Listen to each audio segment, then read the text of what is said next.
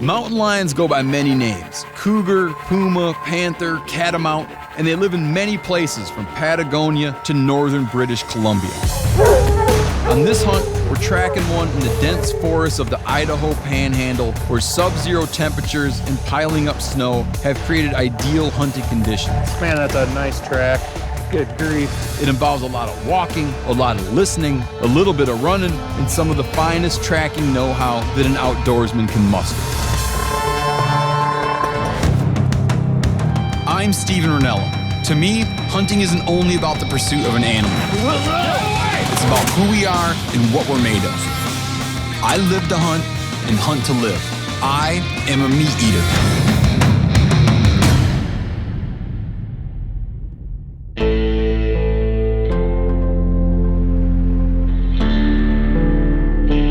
Winter's coming on hard in Idaho, and most hunters are calling it quits for the year, but not Bart George. The coming of snow means that you can begin tracking and hunting mountain lions or cougars, so he's looking ahead to a couple months of intense activity. So the lions go down chasing game, but also just to get out of the snow. Like they can't hunt in this kind of snow. They're pretty short-legged. They have a hard time in this deep snow. Professionally, Bart is a wildlife biologist with the Kalispel tribe. He does research work on a host of native wildlife, from lynx to grizzlies to mountain caribou. He's also a dedicated houndsman who raises and trains his own tracking dogs for the pursuit of mountain lions, whether it's for research or hunting purposes. Fellow houndsman Bruce Dunkin is his friend and mentor. Together, they've tracked mountain lions across a large swath of the American West. That had to have been the track that we're on right now. Could be. They hit a bunch of elk and deer. Bruce will be joining us as well.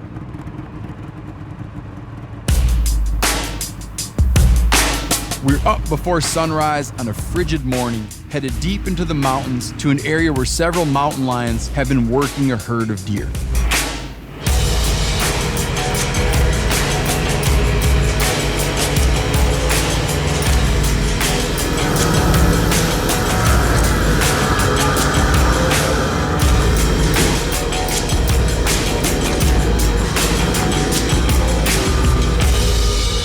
First step is to head into likely country and find a fresh track. The dogs will just hang tight for now. So the female track, the actual toe is pointed more.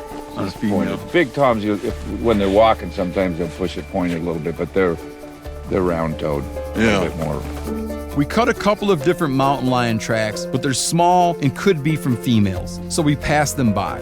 In many areas, mountain lion seasons will end when a quota of just 1 or 2 females is killed. Even in areas without a quota, most houndsmen refuse to hunt females at all for fear of having a negative impact on the local population. Come down here, you can really see a good paw. Oh, is it clear down there? Oh yeah, it's beautiful. About 20 miles in, we cross a mountain lion track that's moving down slope along a small creek. It's big. We follow it down to get a better look. When you're talking about the stride on a cat, obviously you're talking about determining its size, right? Right. But what are you looking at? Well, like how far one leg travels? I would measure like this track to this track. I wouldn't do the right side to the left side. I'd go, left to left. I like to see a 40-inch stride. If you find a 40-inch stride, it's pretty much always going to be a good tom. When you see a big one, you always know it. It's like a big deer, Yeah. So this is definitely a cat we want to get a look at. Now that we know it's a male, we want to test it for freshness. Considering the timing of the last snowfall, the track could be 1 hour old or 12 hours. For this job, Bart trusts his dog, Whisper.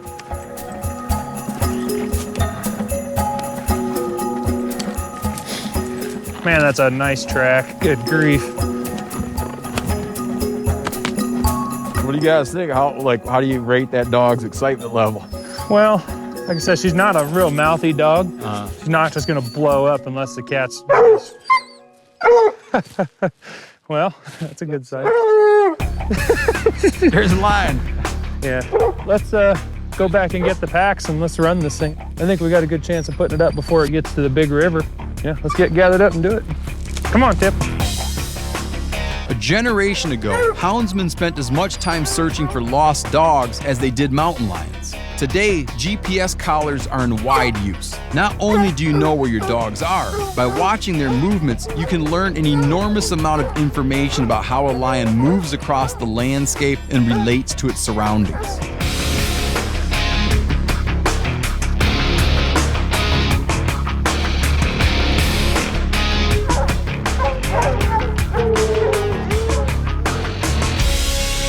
We walk some of the best dogs into the woods a ways to get free of the confusion from other dogs and any disturbance we made to the mountain lion's tracks by walking over them. Once the dogs get excited and confirm that they're on the trail, we cut them loose. They're motoring, man. With the dogs running, we head out behind them. Man, Bruce is right about where the line of travel that thing is going to do. He's done this before. He knows the routine. But unfortunately, they're headed right to that river we're worried about. Yeah, they are. Anyways, they're already 800, 900 yards out. Yeah, they're 900 yards out. We could have a loss at the river. It wouldn't surprise me if they turn one way or another when they hit that river either. That cat's probably not just going to cross. Look, he might just hunt the river. Yeah. He'll walk that riverbed, find a log to cross, hopefully. The fear about the river is that the dogs will try to cross it in their search for the lion. In this weather, getting soaked like that could be deadly, especially if the dogs get lost and they're out overnight. There's something happening in here and I don't know what it is, but I want the dogs to be together. Yeah. So let's try to make tracks down this river, get in where we can hear them. We press on ahead to catch up. We hit the river and it's hard to figure out what exactly happened. The dogs are split apart and headed in different directions. Something went wrong. You see where he crossed? He hopped on that log right there and worked his way across that. You can see where the dogs clamored, made it up. Do you think they ever picked up his track on the other side? Oh yeah, no, I'm sure they did. They tracked him across that log. Gosh darn it, they're 400 yards. They're working back up towards us. They're having a hard time. Yeah, we need to help them out. This is troublesome.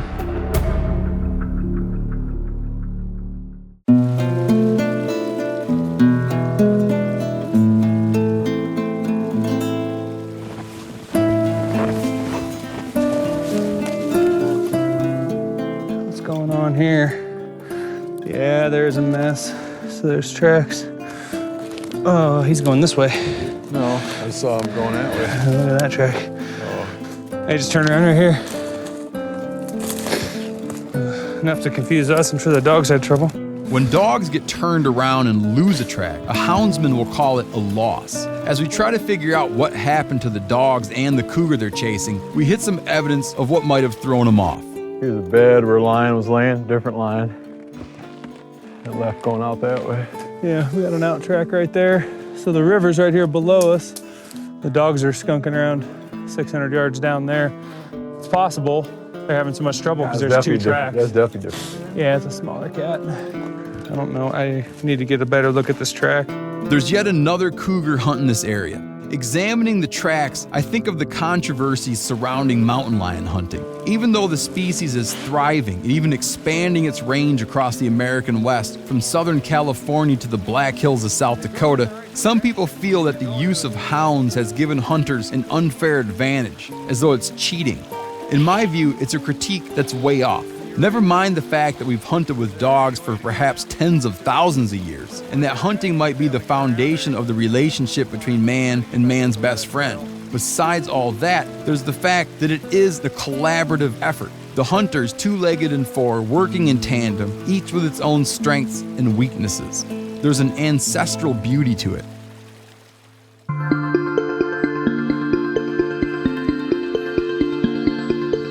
It's funny to think that all this goes on and that lion doesn't know any of this is happening. Yeah, he has no idea what's coming. It's like doing his thing. Going about his business. Yeah. Has no idea that people are paying such careful attention to where he was a few hours ago or a day ago. Yeah, it's funny, they live out here and it's just totally silent. You can picture why they climb a tree. I mean, they just you don't hear anything out here. And all of a sudden there's four dogs just screaming their guts out coming up behind you. Yeah. I mean, yeah. It's no wonder they just jump up a tree and hope it passes. As much as houndsmen might use the word chasing or running cats, most of the action occurs without the mountain lion knowing what's going on. This cat is hours ahead of us. At this point, it has no idea that any of this is happening. They're a long ways from us now. They're a mile and a half away, and I've lost service on all of them. We gotta climb up out of here. Let's do it.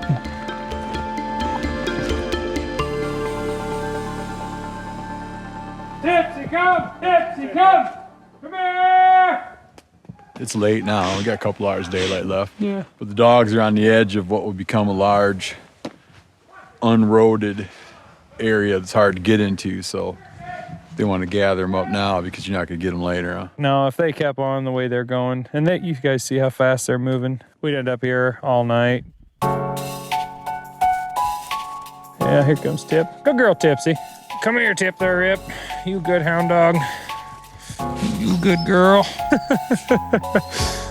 Good girl, Tip. After a day of tracking and considering the confusion from multiple sets of lion tracks, it becomes obvious that it's not going to happen today. Temperatures are too cold to risk having a dog out overnight. No, they did a good job today. They covered a lot of ground. If nothing else, this will give us a good starting point tomorrow. In the morning, we'll try to pick up this track again, wherever it might lead.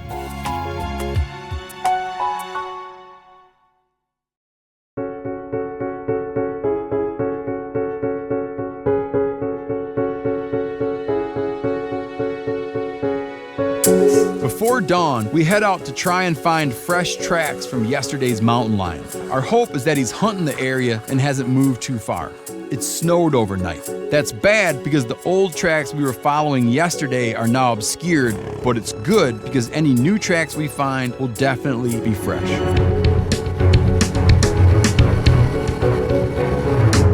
I don't know what he's doing here, just snooping around, I guess.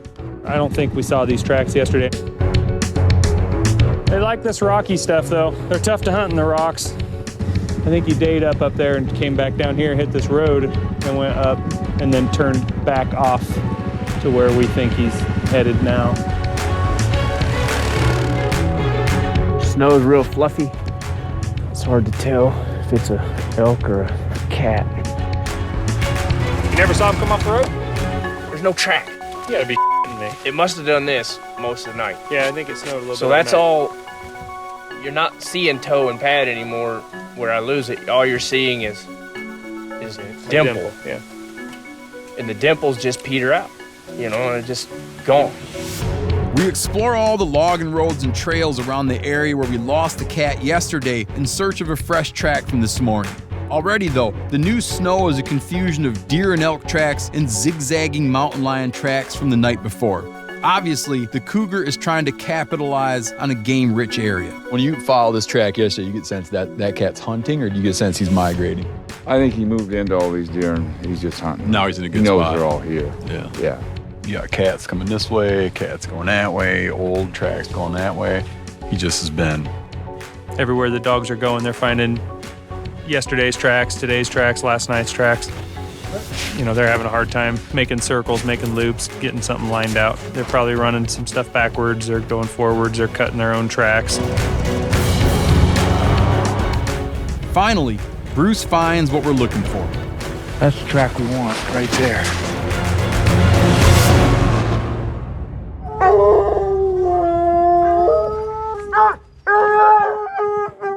So he likes that track, huh? So this is the out track we've been looking for all day. And I don't know if we missed that this morning or if maybe in a perfect world we would have put a little pressure on him and bumped him out of here, But it's hard to tell. It's easy to miss a track in this thing. So we got a mess of tracks in here. This track's going up towards a kill that we found. Had it cached away up underneath the trees. Lions almost always do. He had it packed up there hidden where the birds couldn't find it. Pretty nice buck. A lion that size. I mean, he weighs almost as much as this deer probably. In this country, if the birds find it, the coyotes and wolves and everything else will find it. Summertime, the bears. So they get pretty good at hiding them. And up underneath those trees would have been a good spot where he could come back and revisit this thing for several days. I think that's probably why we're seeing such a mess of tracks. I think what that cat was doing was feeding up here on his kill and moving down and daying up in that swamp just for security, because you see we're kind of out in a big brush field here. You wouldn't want to lay it out in this open very long. Finding that deer carcass is a good sign. The mountain lion is likely to be in the area. We trail it for several more hours until it seems like today will be a repeat of yesterday. But then, suddenly, the sound of the dogs becomes altogether different. They found what they've been looking for. Yeah, they're barking still, guys. So what kind of barking does that sound like? I can't believe it. After 2 days of staring at this mountain lion's tracks, it's stunning to see it in the flesh. Dude, I cannot believe it, man. He's moving. He's gonna go. Hey! Watch out. But then, just like that, he's gone. The dogs are right behind him. Here, guys.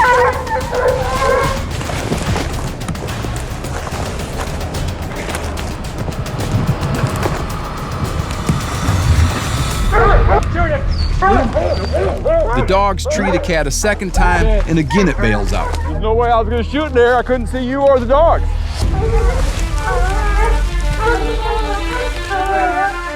There it is. You got the dogs? Tell me when.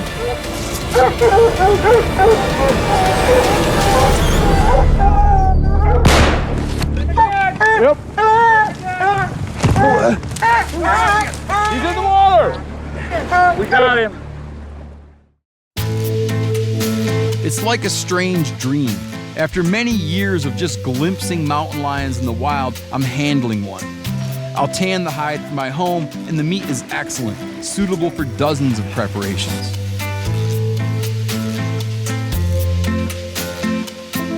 The meat looks like white meat with fat on it. Looks like you're skinning pork. Look at that, man. Why'd you smoke that thing like a pork can? Oh, yeah.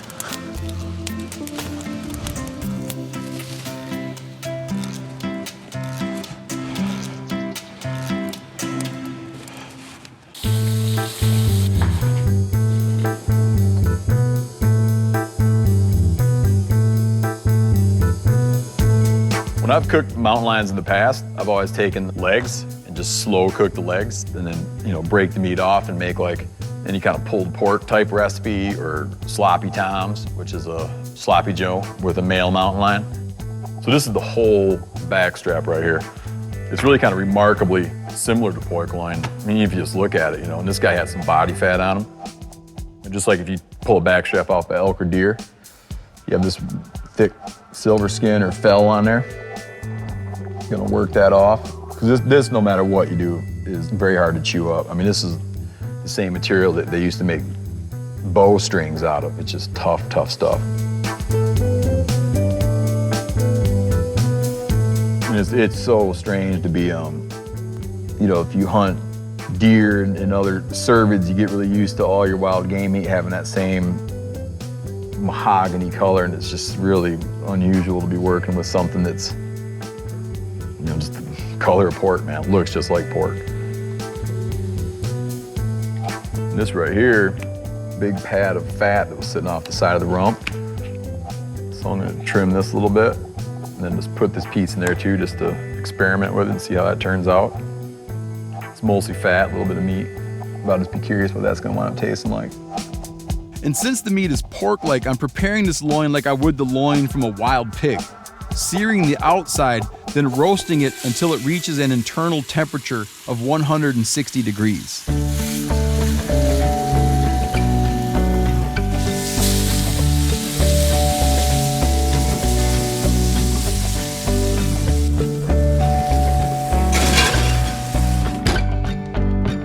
I want something sweet and something sour to go with it, so I'm mixing up an apple chutney alongside a pot of sauerkraut.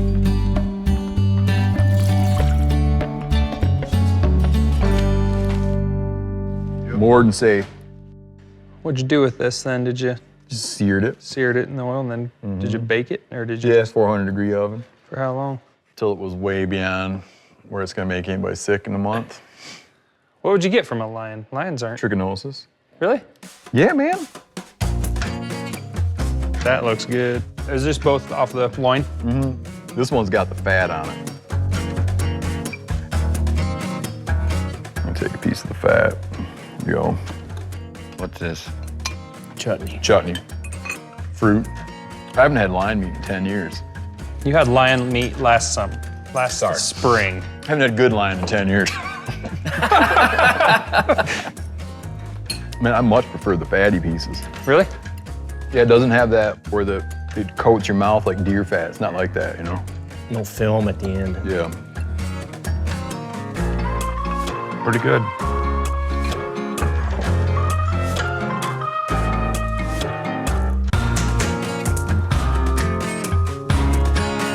Man, it's so surprising it tastes like that. How could like a carnivorous animal taste like that? Well, they only eat fresh meat, you know? Yeah. They're not out there eating they're not, sour, eating rotten meat. salmon and stuff. It's like not like a wild pig, but it's like, I don't know what it's like. People probably say pork because there's no other, you know what I mean? Like what else are you gonna compare it to? People are generally shocked that it's so light. You gonna cut another piece there? Yeah, we're gonna eat that whole thing. Cut her. You like it? Yeah. They're tasty. The rest of the meat goes home to my freezer, where I'll save it for only the most special occasions to be served to friends who want a taste of something truly wild. Long after the meat is gone and a new cougar has taken this one's place on the mountain, there will still be something of extreme value left. The experience of being on the trail of one of these creatures, one predator following in the tracks of another.